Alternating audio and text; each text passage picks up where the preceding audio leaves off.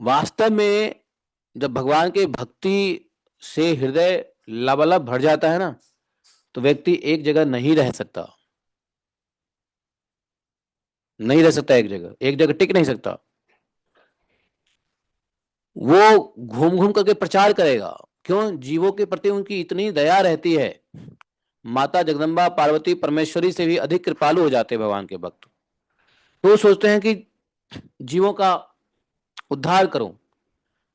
तो भक्ति में क्या होता है, एक चीज बड़ी प्रगल्भ हो जाती है, वो है दया। भक्ति जब हृदय में भरा रहेगा तो दया का भाव इतना रहेगा, और दया से जीवों के प्रति दया भाव से वो जीवों का कल्याण करने के लिए निकल जाते हैं। भक्ति भाव हृदय में।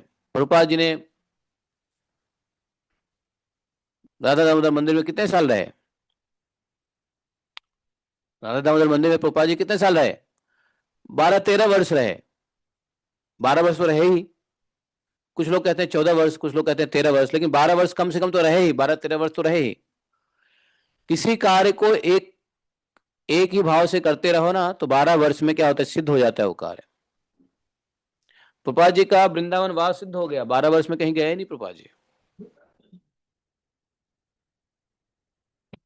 और रह करके भागवतम का अध्ययन किया, लिखा, पढ़ा।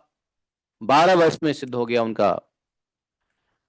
हृदय में भक्ति घुस गई।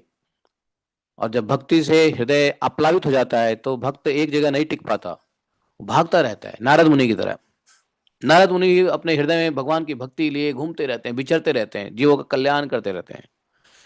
जिस राक्षस का नाश 200 वर्ष में होना है, उसका कल्याण के लिए वो 2 वर्ष में ही आ जाते हैं। राक्षस को ऐसा उल्टा बुद्धि देते हैं कि भगवान आते हैं उसको मारने के लिए। है कि नहीं? नारद जी कृपा करते हैं, है ना, रावण के ऊपर भी, और इधर क्या बोलते हैं, कंस के ऊपर भी है। कंस के पास भी आ गए नारद जी, और नारद जी ने देखा कि अरे, ये कंस तो बड़ा दयालु हृदय बन रहा है तो शुद्ध, है तो बड़ा चांडाल, मतलब क्या बोलते हैं, है तो असुर स्वभाव का, लेकिन हृदय में तो इसके दया आ रही है। ये अपने भाई बहन को छोड़ दे रहा है, यह सोच के कि 8वां पुत्र होगा तो मारेगा, कोई बात नहीं है, 8वें पुत्र में देखेंगे।